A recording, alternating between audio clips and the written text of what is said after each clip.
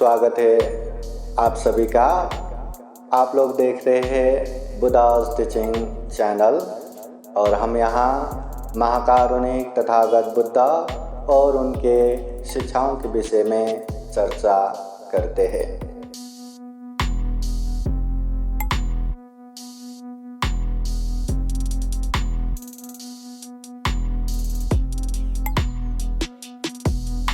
समन्ता चक्रवालेषु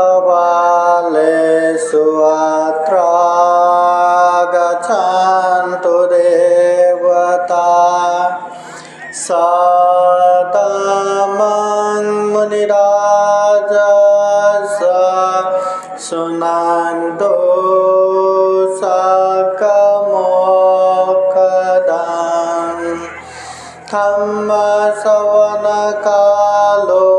अयं बदन्ता धम्मश्रवणकालो अयं बदन्ता धम्मश्रवणकालो अयं बदन्ता। नमो तस्सा भगवतो अरहतो सम्मा सम्बुद्धास्सा।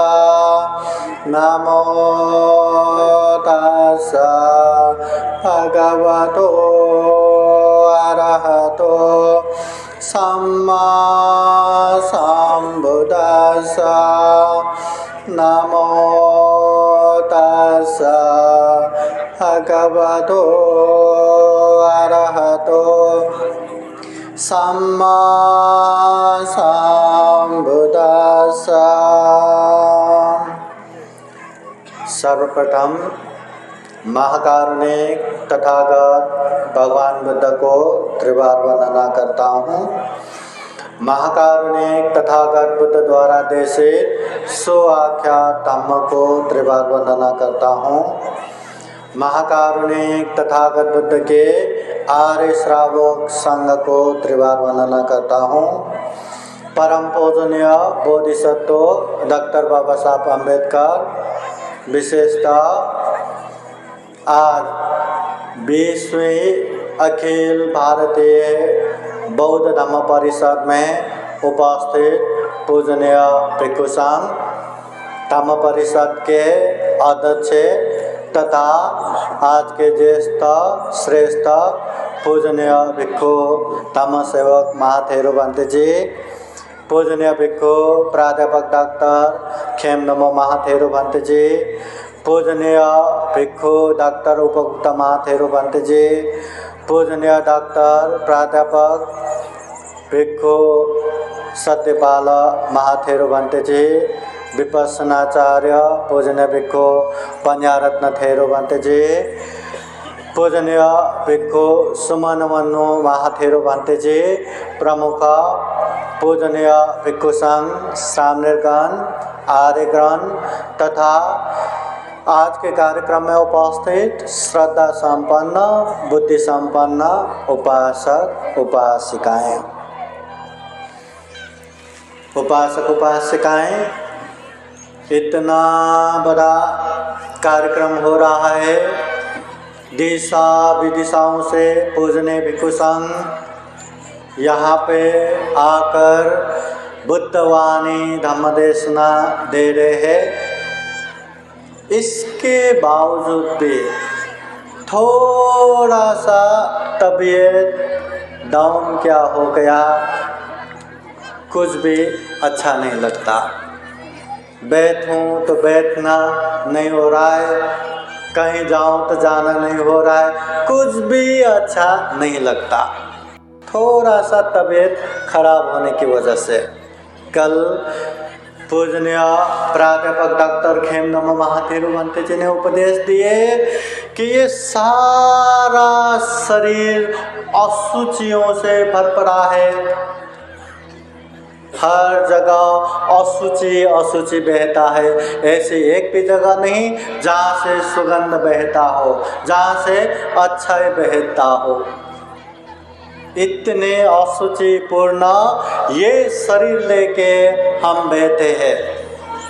ये शरीर तो मानो उस तरह से है जैसे कि प्लास्टिक के थैली में अनेक तरह के गंदगी उसमें रख के एकदम एयर टाइट उसको बांध के रखा है। पकड़ने में अच्छा लगता है, थोड़ा भी छेद हुआ तो दुर्गंध ही बहता है। ऐसा तो ये शरीर है। और अभी पूजने को सुमन वन महाथेरो पंत जी ने उपदेश दिया कि अपने बच्चे के लिए न जाने क्या क्या किया, कैसा कैसा किया। जब वो कमाने लगा तो एक बार भी मिलने नहीं आया, छोड़ दिया। इस तरह का देखो, ये तो दुनिया है। इस तरह का असुचिपूर्ण ये शरीर धारण करके बैठे हैं। ऐसे संसार में हम जी रहे। तो महाकारुणिक तथागत बुद्ध कहते हैं, पुत्तामत्ति धनमत्ति इति बालो विहन्यति अत्ताहि अत्तनो नाते कुतो पुत्ता कुतो धनं। पुत्ता मत्ते, मेरे पास परिवार है, संतान है। धन मत्ति, मेरे पास धन संपत्ति है। इति बालो विहन्यते, इस तरह से जो अहंकार करता है वो बाल है, वो मूर्ख है। मूर्ख ही इस तरह का अहंकार करते हैं। अत्ता ही अत्तनो नत्ति, हम खुद जैसा चाहते हैं वैसा नहीं होता। मुझे बुखार आया और मैं कहूँ ये शरीर मेरा है, मुझे बुखार नहीं चाहिए, निकल जाओ, निकल जाएगा क्या? नहीं, अपना शरीर भी जैसा हम चाहते वैसा नहीं होता। इतना ये पवित्र बौद्ध धम्म परिषद हो रहा है, सबको पता है धम्म देशना सुनना है। धम्म देशना सुनने के लिए ही आप सभी लोग बैठे हैं और धम्म देशना सुनना चाहिए। ये जानते हुए भी ये मन बार बार बाहर नहीं जाता क्या? चंचल नहीं होता क्या? अरे ये तो मैं ही हूँ, मुझे धम्म देशना सुनना है, मैं धम्म देशना ही सुनूंगा। होता है क्या? अत्ता ही अत्तनो नत्ति, हम जैसा चाहते वैसा नहीं होता। कुतो पुत्ता कुतो धनं, ये परिवार कहाँ से और ये धन कहाँ से होगा?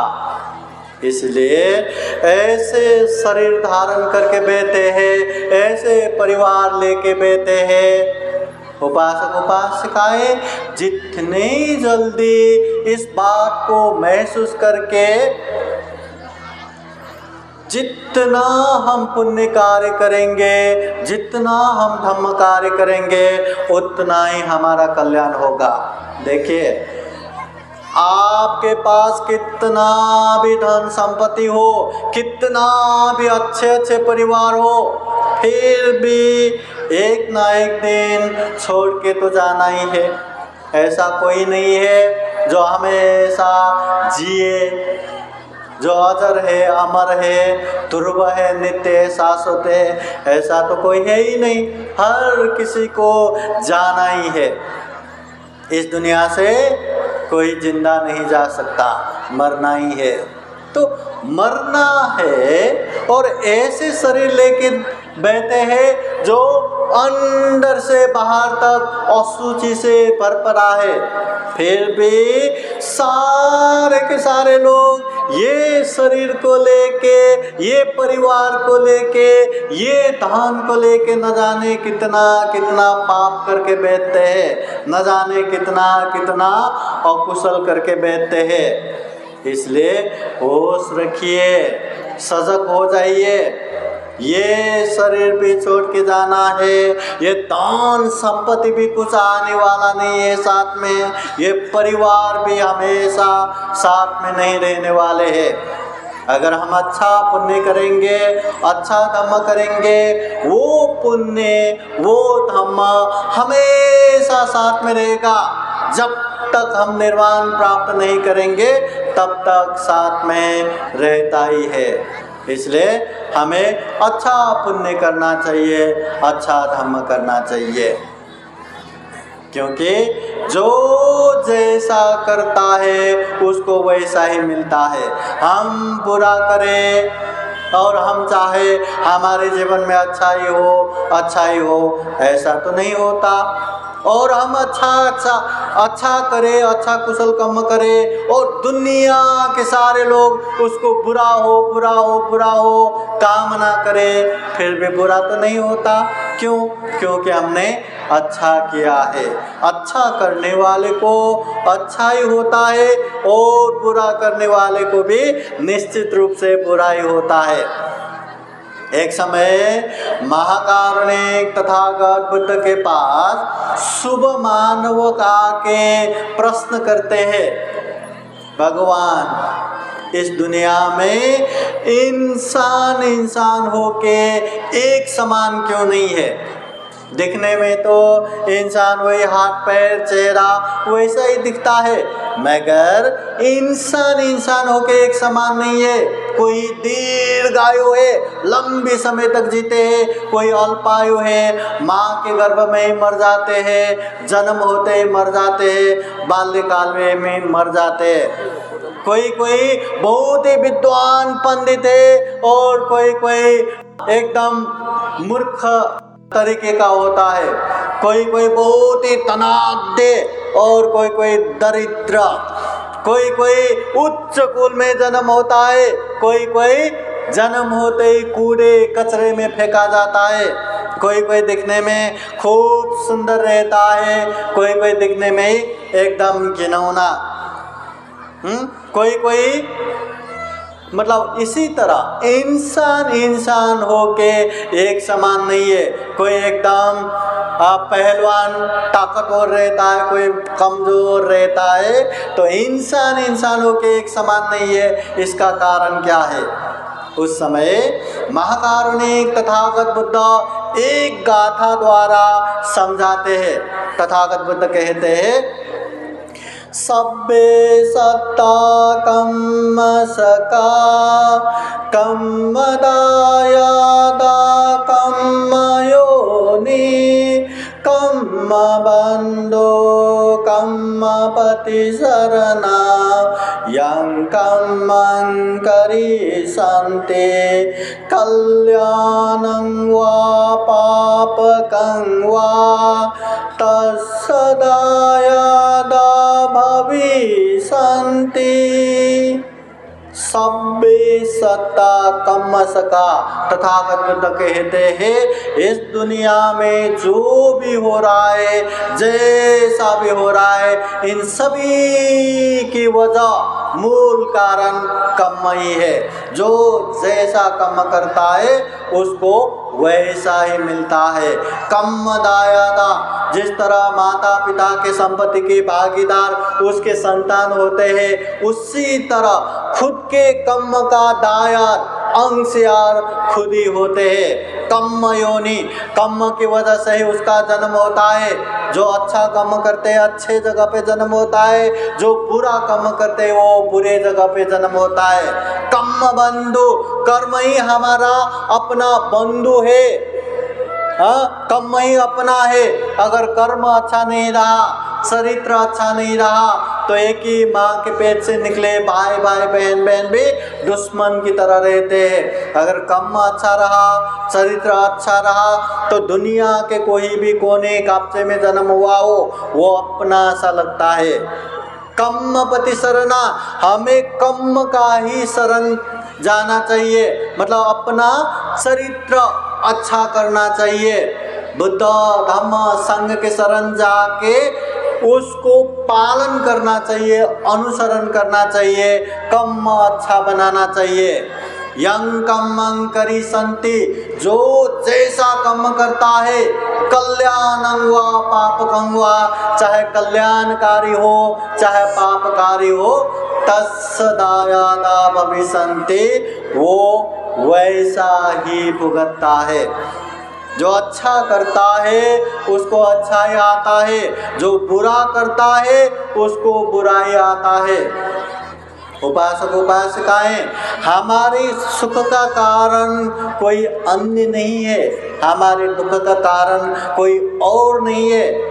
अगर सुख हमारे जीवन में आ रहा है तो उसका कारण हम खुद ही है, अगर दुख हमारे जीवन में आ रहा है तो उसका कारण भी हम खुद ही है। हम सुख प्राप्ति का पुण्य कर्म कुशल कर्म करेंगे तो जीवन में निश्चित रूप से सुख ही आएगा, शांति आएगा।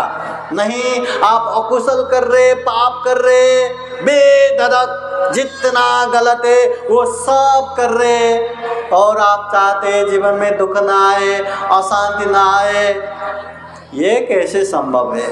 इसलिए जीवन में सुख आना उसका कारण खुद ही है, दुख आना उसका कारण हम खुद ही है। इसलिए तथागत बुद्ध ये भी कहते हैं, अत्ता ही अत्तनो नाथो, कोई नाथो परोसिया। हम खुद के मालक खुद ही है, कोई हमारे मालक नहीं है। इसलिए जीवन में अच्छा चाहते हैं या सुख चाहते हो या शांति चाहते हो तो हमें कुशल कर्म, पुण्य कर्म करते रहना है। चाहे दान देने में हो, चाहे शील पालन करने में हो, चाहे ध्यान साधना करने में हो, चाहे धम्म देशना सुनने में हो, चाहे धम्म चर्चा करने में हो, चाहे धम्म देशना देने में हो, चाहे सम्मान्य व्यक्ति की सम्मान करने में हो या सेवा करने में हो, जितना भी अच्छा पुण्य कार्य है, कुशल कर्म है, वो करना ही पड़ेगा। कुशल कर्म करेंगे तो ही पुण्य मिलेगा, तो ही सुख मिलेगा, तो ही शांति मिलेगा। तथागत बुद्ध कहते हैं, जो जो व्यक्ति जीवन में पुण्य करेगा, धम्म करेगा, निश्चित रूप से उसको सुख शांति मिलेगा, और वो भी गारंटी के साथ मिलेगा। इसलिए तथागत बुद्ध कहते हैं, पुण्यं चे पुरुषो कैरा, कैराथे तं पुनः पुनः तम्मि चन्दं कैराथ सुखो पुण्या सौचयो। पुण्यं चे पुरुषो कैरा, इंसान को पुण्य करना चाहिए। हम इंसान है ना, हम मनुष्य है ना, हम में चिंतन मनन करने की शक्ति है, हम में विवेक बुद्धि है, हम में प्रज्ञा है, अच्छा बुरा कुशल अकुशल पाप धम्म योग्य अयोग्य अच्छे से जान सकते, समझ सकते। और इतना ही नहीं, जो भी गलत है, अकुशल है, पाप है, उससे दूर रह सकते। जो भी कुशल है, पुण्य है, धम्म है, उसमें आगे बढ़ सकते। इसलिए हम इंसान है, तो इंसान है तो पुण्य करना चाहिए, शरीर से अच्छा करना चाहिए, वाणी से अच्छा बोलना चाहिए, मन से अच्छा सोचना चाहिए। कैराथे तम पुनः पुनः, ऐसा पुण्य एक बार नहीं, बार बार बारंबार करना चाहिए। तम्मि छन्नं कैराथा, ये पुण्य करने से क्या मिलेगा? तथागत बुद्ध कहते हैं, सुखो पुण्य शौचयो, उच्च प्रकार के सुख मिलता है। जो जो जीवन में पुण्य करेगा, धम्म करेगा, उसके जीवन में निश्चित रूप से उच्च प्रकार के महान सुख मिलता है, और वो भी गारंटी के साथ मिलता है। इसलिए जीवन में पुण्य करना चाहिए, धम्म करना चाहिए। जो जैसा कर्म करता है वो वैसा ही भुगतता है। जितना जल्दी इस बात को समझ लेंगे उतना हमारा कल्याण होगा। देखिए, हम जाने अनजाने में गलत कर रहे हैं तो उसका पाप विपाक आज नहीं तो कल आएगा ही, आएगा ही। लोगों को लगता है मैं पाप कर रहा हूँ, फिर भी मुझे पैसा मिल रहा है, हाँ, मेरा स्वार्थ सिद्ध हो रहा है, मेरा तो कल्याण ही हो रहा है, मुझे तो कुछ नहीं हो रहा है, वो और पाप करने लगता है। अरे जो हम पाप करते हैं, कुछ कुछ पाप ऐसा रहता है तुरंत के तुरंत उसका फल मिलता है, कुछ कुछ पाप ऐसा रहता है कुछ समय के बाद मिलता है, कुछ कुछ पाप का फल ऐसा रहता है जीवन के अंतिम समय में मिलता है, और कुछ कुछ पाप का फल ऐसा रहता है जीवन के बाद भी मिलता है। इसलिए अगर कोई पाप करता हो और वो बाद में पछतावा करके अरे मैंने ये बहुत सारा पाप किया, अब मैं कहाँ भागूं, कहाँ छुपूं, यकीन मानिए पाप से बचने की जगह इस दुनिया में कहीं कहीं भी नहीं है। न आकाश में, न समुद्र में, न जमीन में, कहीं भी पाप से बचने की जगह नहीं है। इसलिए हमें ऐसे पाप से दूर ही रहना चाहिए। और वो पाप भी क्यों कर रहे, किस लिए कर रहे? ये अशुचि से भरा हुआ ये शरीर के लिए कर रहे, जो छोड़ के जाना ही है, ऐसे धन संपत्ति परिवार के लिए कर रहे, निर्वाण के लिए पाप नहीं कर रहे। जो परम शांति है, परम अमृत पद है, वो निर्वाण के लिए पाप नहीं कर रहे, पाप कर रहे हैं तो अशुचि से भरा हुआ ये शरीर के लिए, जो एक दिन छोड़ के जाना है, वो परिवार और धन संपत्ति के लिए कर रहे हैं। इसलिए जीवन में हमें पुण्य करना चाहिए, धम्म करना चाहिए। और जितने भी हम प्रवचन सुनेंगे, जितना भी धम्म देशना सुनेंगे, हर बार यही धम्म देशना होगा कि जीवन में हमें पुण्य करना चाहिए, धम्म करना चाहिए, जीवन में हमें पाप से दूर रहना चाहिए, अकुशल से दूर रहना चाहिए, शील पालन करना चाहिए, दान देना चाहिए, ध्यान साधना करना चाहिए। हाँ, तो हमें समझना है और समझ के अच्छे से पालन भी करना है। जब तक हम पालन नहीं करेंगे उसका कोई भी लाभ हमें प्राप्त नहीं होगा। कितना भी अच्छा डॉक्टर हो, कितना भी अच्छा दवा लिख के दिया हो, जब तक हम वो दवा लेंगे नहीं तब तक वो दवा का असर हमें मिलेगा नहीं। कितना भी महाकारुणिक तथागत बुद्ध के उपदेश हो, कितना भी अच्छे से हमको सुनाया गया हो, जब तक वो धम्म को समझ के हम पालन नहीं करेंगे, ये धम्म हमारी कल्याण करने वाला नहीं है। इसलिए ये महाकारुणिक तथागत बुद्ध के उपदेश से अच्छे से धम्म को जानो, समझो और पालन करो।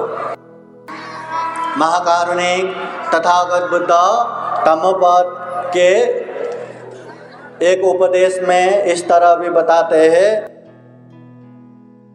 न तं कम्मं कतं साधु यं कृत्वा अनुतप्यते यस्य सुमुखो रोदं विपाकं प्रतिसेवते। न तं कम्मं कतं साधु, ऐसे कोई भी कर्म मत करो, ऐसे कोई भी काम मत करो जो काम करने से यं कृत्वा अनुतप्यते, कि मन में ताप हो, मन में पश्चाताप हो, मन में पछतावा हो, अरे मैंने ये क्या कर दिया, अरे ये मैंने क्या बोल दिया, अरे ये मैंने क्या सोच लिया, ऐसे पछतावा हो, इस तरह का कर्म करना ही नहीं। जो व्यक्ति इस तरह का कर्म करते हैं उन लोगों को यस्य सम्मुखो रोदन, जब उसका विपाक आता है ना, आँखों से आंसू गिरा के एकदम रो के बैठना पड़ेगा। विपाकं प्रतिसेवते, जब विपाक आएगा, जब उसका परिणाम आएगा, एकदम आँखों से आंसू गिरा के एकदम दुख और कष्ट के साथ भुगतना पड़ेगा। इसलिए महाकारुणिक तथागत बुद्ध कहते हैं कोई भी कर्म करने से पहले ध्यान रखो गलत कर्म ना करो या बाद में पछतावा हो उस तरह का कर्म कभी मत करो। यह महाकारुणिक तथागत बुद्ध के समय में श्रावस्ती में एक कृषक रहता था। उस समय महाकारुणिक तथागत बुद्ध श्रावस्ती के जैतवन बुद्ध विहार में रहते थे। श्रावस्ती के जैतवन बुद्ध विहार में रहते समय तथागत बुद्ध ये धम्मपद गाथा का उपदेश देते हैं। हाँ, तो एक घटना ऐसा भी हुआ कि ये कृषक खेत में काम करने वाला जो हमेशा सुबह जाके खेत में काम करते हैं, सुबह से दिन भर खेत में काम करके अपना जीविका करता था।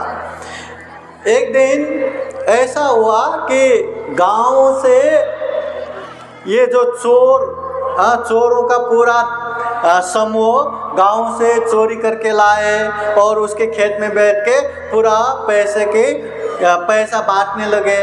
और एक चोर ने एक पोटली, जो धन का एक पोटली उसने छुपाया ताकि वो खुद ले सके, मगर जब वो लोग बांट के वहां से निकल गए तो वो वहीं रह गया, भूल गए। तो चोरों ने चुरा के बाकी सब ले गया, एक धन का पोटली वहीं छोड़ के गए। महाकारुणिक तथागत बुद्ध जो हमेशा सुबह शाम महाकरुणा समापति ध्यान में बैठते थे कि आज मैं किसका उपकार करूं, किसके पास जाऊं तो उसका उपकार होगा, या किसके पुण्य संस्कार पका हुआ है जिसकी वजह से वो ज्ञान प्राप्त कर पाएंगे, ऐसा सोचते हैं हमेशा सुबह के समय में, शाम के समय में। तो उस समय वही कृषक को याद करते हुए आनंद के साथ वही खेत में जाते हैं। और खेत में सुबह सुबह वो कृषक भी आके खेत के एक जगह पे काम करना शुरू कर देता है। तब तथागत बुद्ध वहां पहुंच के आनंद को बार बार कहते हैं, आनंद क्या तुमने काल सर्प को देखा क्या? आनंद भक्त कहते हैं, जी भगवान देखा। आनंद क्या तुमने काल सर्प को देखा क्या? जी भगवान मैंने देखा। तो ये बातें तथागत बुद्ध और आनंद भक्त की ये बातें वो कृषक ने सुन लिया।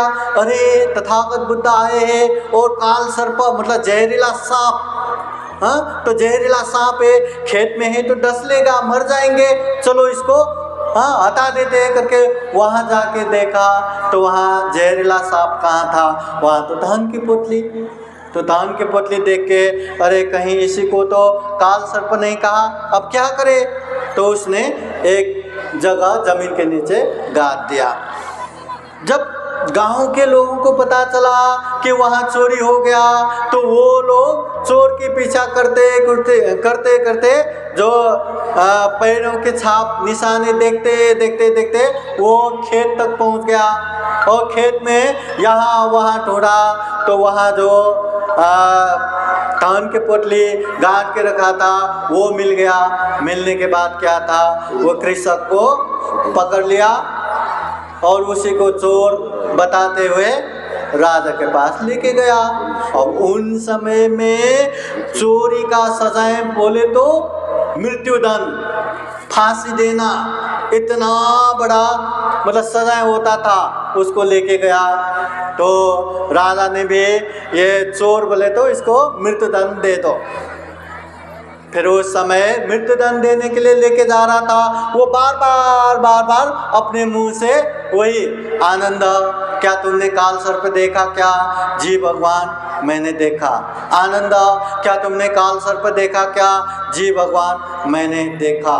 तो ये बातें जो बोल रहे थे तो सैनिक लोगों ने अरे भगवान बुद्ध का नाम ले रहे, ऐसे कैसे उसको मृत्युदंड देने लेके जाऊं? फिर राजा को बोल के फिर सारा चीज जानने के बाद भगवान बुद्ध से पता हो गया कि वो उसने चोरी नहीं किया था, वैसे रखा था। भगवान बुद्ध उसके कल्याण के लिए ही वहाँ गया था। वो सारा चीज़ भगवान बुद्ध इसमें है ये पता होने के बाद राजा ने उसे दंड मुक्त भी कर दिया।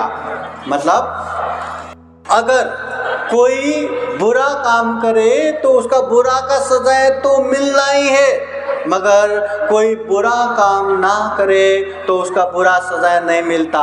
अगर हाथ में घाव ना हो ना तो कितना भी जहर हाथ में लिया तो भी जहर हमें कुछ हानि नहीं करते। इसी तरह अगर कोई गलत नहीं करता, पाप नहीं करता तो उसको वो पाप का फल भी नहीं मिलता। इसलिए तथागत बुद्ध कहते हैं न तंग कम्मं कतंग साधु, ऐसा कर्म ही मत करो जो कर्म करने से बाद में पछतावा हो, बाद में आंखों से आंसू गिरा के रोना पड़े, पछतावा करना पड़े, ऐसा कोई कर्म करो ही मत। उपासक उपासिकाएं कभी कभी अपने स्वार्थ के लिए, कभी कभी धन संपत्ति के लालच में आके, कभी कभी परिवार के लिए, या कभी कभी ये अशुचि से भरा हुआ शरीर के लिए ही अकुशल कर्म कर जाते हैं, पाप कर्म कर जाते हैं। और वो पाप करने के बाद में पछतावा करके बैठते हैं, बाद में ग्लानि करके बैठते हैं, आंखों से आंसू गिरा के रो धो के बैठते हैं। मगर कोई गलत करता है, पाप करता है तो पाप का फल भुगतना ही है। इसी तरह महाकारुणिक तथागत बुद्ध इसके विपरीत और एक गाथा इस तरह भी उपदेश देते हैं, तंच कम्मं कतं साधु यं कत्वा नानुतापति यस्य पतितो सुमनो विपाकं पतिसेवति। तंच कम्मं कतं साधु, ऐसा कर्म करो, ऐसा काम करो, या शरीर से हो या वाणी से हो या मन से हो, ऐसा कर्म करो जो कर्म करने के बाद में पछतावा करने की जरूरत ना पड़े, बाद में आंखों से आंसू गिराने की जरूरत ना पड़े। जब भी याद करे मन में प्रसन्नता आए, मन में शांति आए कि अरे उस समय इतने बड़े धम्म परिषद में गए थे, इतने अच्छे से धम्म देशना सुना था, इतने अच्छे से हमने दान पुण्य किया, अच्छे से ध्यान एकाग्रता किया, बहुत अच्छा पुण्य किया करके वो याद करते करते भी मन में प्रसन्नता आए। उस तरह का पुण्य करना चाहिए, उस तरह का कर्म करना चाहिए। मतलब ऐसा कर्म करो, चाहे शरीर से हो, चाहे वाणी से हो, चाहे मन से हो, जो कर्म करने के बाद में मन में प्रसन्नता आए। जब हम दान देंगे ना, दान देने के लिए तकलीफ है, दानंच युद्धंच समानमाहो, दान देना और लड़ाई में युद्ध जितना समान है। दान देने के लिए तकलीफ है, मगर दान देने के बाद पुण्य मिलता है, लोभ लालच दमन होता है। तो दान देने के बाद में हमें प्रसन्नता ही मिलता है। शील पालन करना मुश्किल है, शील पालन करने के बाद हमेशा हमें प्रसन्नता ही होता है। ध्यान साधना करना मुश्किल है, ध्यान साधना करने के बाद हमेशा प्रसन्नता ही होता है। कभी पछतावा नहीं होता कि बेकार में दान दिया, बेकार में शील पालन किया, बेकार में ध्यान साधना किया, कभी पछतावा नहीं होता, मन में प्रसन्नता ही आता है। इसलिए इंसानों को ऐसा कर्म करना चाहिए, ऐसा काम करना चाहिए जो काम करने से मन में प्रसन्नता हो, जो काम करने से मन में सुख शांति से भरा हो। उपासक उपासिकाएं, इसलिए ये आज के समय में भी हम ये बौद्ध धम्म परिषद में आके बहुत बड़ा पुण्य संचय कर रहे हैं, या पुण्य संचय करने का ये माहौल बना है। अच्छे से हम धम्म देशना सुनेंगे, अच्छे से धम्म देशना को समझेंगे और अच्छे से धम्म देशना को पालन भी करेंगे तो ये सुख शांति तो कोई बड़ी बात है ही नहीं। जीवन में दुख मुक्ति का जो मार्ग फल है, श्रोतापति, सकिदागामी, अनागामी, अरहत फल भी प्राप्त कर सकते हैं। ये माहौल है पुण्य का, इसलिए आप लोग श्रद्धा पूर्वक, ध्यान पूर्वक ये धम्म परिषद का लाभ उठाना चाहिए, अच्छे से सुनना चाहिए। तो महाकारुणिक तथागत बुद्ध ने ये जो धम्मपद की गाथा है, राजगृह के वेणुवन विहार में रहते समय सुमन माली की वजह से ये उपदेश देते हैं। अभी सुमन माली, राजगृह में रहने वाले सुमन माली हमेशा जो फूलों की माला बना के राजा को लेके जाते थे और राजा हर दिन 8 कारसापन उसको देते थे।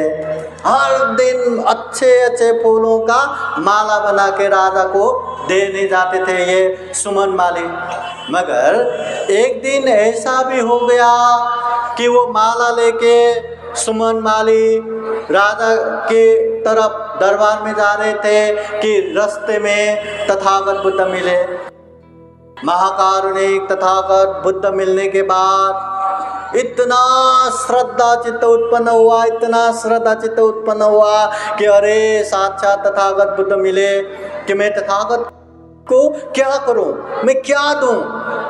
इतना श्रद्धा उत्पन्न हुआ कि अपने पास ये फूल माला है, मैं यही चढ़ाऊंगा।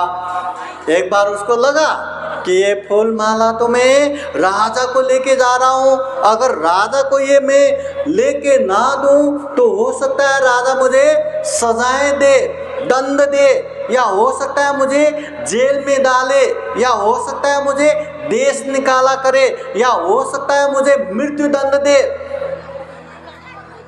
फिर भी सुमन माली ने आज के दिन अगर राजा मुझे कोई भी सजाएं दे, देने दो, मैं भुगतने के लिए तैयार हूँ, मगर तथागत बुद्ध को ये सेवा करने का, ये दान देने का आज मौका मिला है, मैं ये मौका नहीं गवाऊंगा।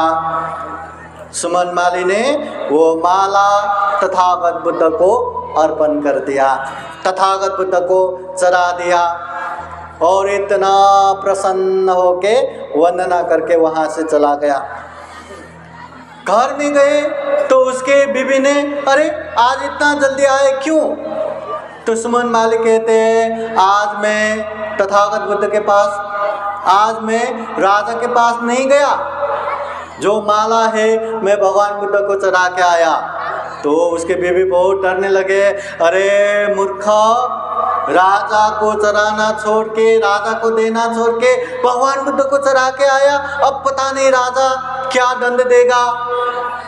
फिर वो उसके बीवी भागा भागा राजा के पास गए और राजा को विनती करने गए, महाराज माफ कर दो, महाराज माफ कर दो। क्यों, क्या हुआ? मेरे पति सुमन माली आपको जो फूल माला देना था वो तो भगवान बुद्ध को ही चढ़ा दिया, इसमें मेरा कोई गलती नहीं है, जो भी गलती है मेरे पति का ही है, जो भी दंड सजाएं मिलना हो उसको ही मिले, मेरा कोई गलती नहीं है, मुझे क्षमा कर दो। राजा ने कहा हाँ ठीक है, जाओ। तो राजा खुद जाके तथागत बुद्ध को देखने गया।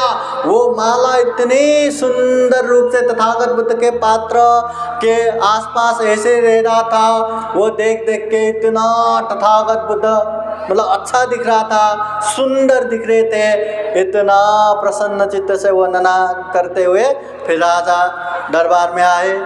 फिर सुमन माली को बुलाने के लिए भेज दिया।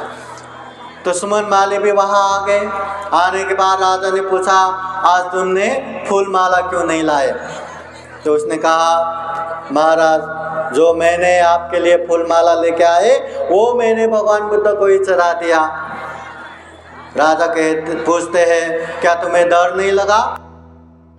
तो सुमन माली कहते हैं, महाराज मन में आया था कि ये राजा का फूलमाला है, अगर मैं राजा को दिए बिना तथागत बुद्ध को चढ़ाऊंगा तो हो सकता है राजा मुझे ऐसे ऐसे दंड दे सकते, ऐसे ऐसे जेल में डाल सकते, देश निकाला कर सकते, ये वो कर सकते हैं। फिर भी मैंने वो सारे चीज़ छोड़ के, मतलब जो भी दंड देना हो मैं स्वीकार करने के लिए तैयार हूँ, पर मैं आज तथागत बुद्ध को ये दान दे के रहूँगा करके मैंने ये तथागत बुद्ध को चढ़ाया। महाराज आप जो भी दंड देना चाहते हो मैं स्वीकार करने के लिए तैयार हूँ। फिर राजा इतना प्रसन्न होके उसको बोला कि तुमने आज बहुत बड़ा पुण्य का काम किया, बहुत बड़ा श्रद्धा पूर्वक काम किया, ये छोटा मोटा काम नहीं है। राजा कोई भी दंड दे सकता है, ये जानने के बावजूद भी इतनी श्रद्धा से ये फूल माला तथागत बुद्ध को चढ़ाया, ये बहुत बड़ा पुण्य कार्य है। फिर तथागत बुद्ध के प्रति इतना श्रद्धा से ये किया तो इसको हमें भी कुछ कल्याण करना चाहिए करके राजा ने उसको हर चीज़ से 8 वस्तु, 8 गांव, 8000 कारसापन, मतलब 8 दासी, 8 हर चीज़ का 8 चीज़ उसको उपहार के रूप में दे के उसका कल्याण करते हैं। इसलिए तथागत बुद्ध कहते हैं जीवन में ऐसा काम करो, ऐसा कर्म करो जो कर्म करने से कभी पछतावा करने की ज़रूरत ना पड़े, मन में प्रसन्नता ही रहे, मन में शांति रहे। उपासक उपासिकाएं हम भी जीवन में इसी तरह का खूब अच्छे से धम्मवाणी सुन के, धम्म को समझ के अच्छे से धम्म को पालन कर सके। ये दुर्लभ, यह अमूल्य, ये सर्वश्रेष्ठ मनुष्य जीवन को सफल बना सके, सार्थक बना सके। फिर एक बार आप सभी के जीवन में खूब खूब सुख हो, शांति हो, मंगल हो, कल्याण हो, ऐसी कामना करते हुए ये जो मुझे समय दिया था वो समय के हिसाब से धम्म देशना यही समापन करते हैं। सबका मंगल हो, सबका कल्याण हो, भवतु सबका मंगलम। साधु साधु साधु। बुद्धं नमामि, बुद्ध को नमन करता हूँ। धम्मं नमामि, धम्म को नमन करता हूँ। संघं नमामि, संघ को नमन करता हूँ।